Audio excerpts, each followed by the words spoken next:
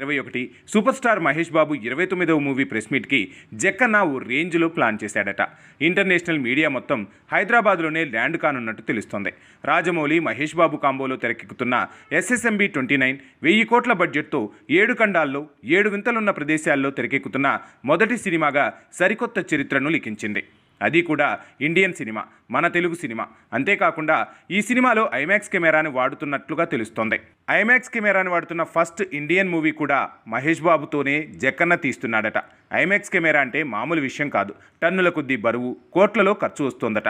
కాబట్టే Indian film ఇండస్ట్రీలో ఎవరూ ఐమాక్స్ కెమెరాని ఇప్పటి వరకు పెద్దగా వాడలేదనే టాక్ నడుస్తోంది. మూవీలోనే వింతలనుకుంటే టేకింగ్లో కూడా చాలా విశేషాలు ఉన్నాయట.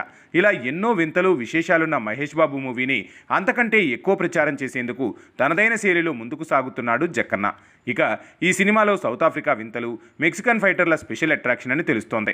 రిలీజ్కి ముందే 5,000 కోట్ల ప్రీ రిలీజ్ బిజినెస్ అయ్యేలా పక్కా ప్లాన్ చేశాడు రాజమౌళి.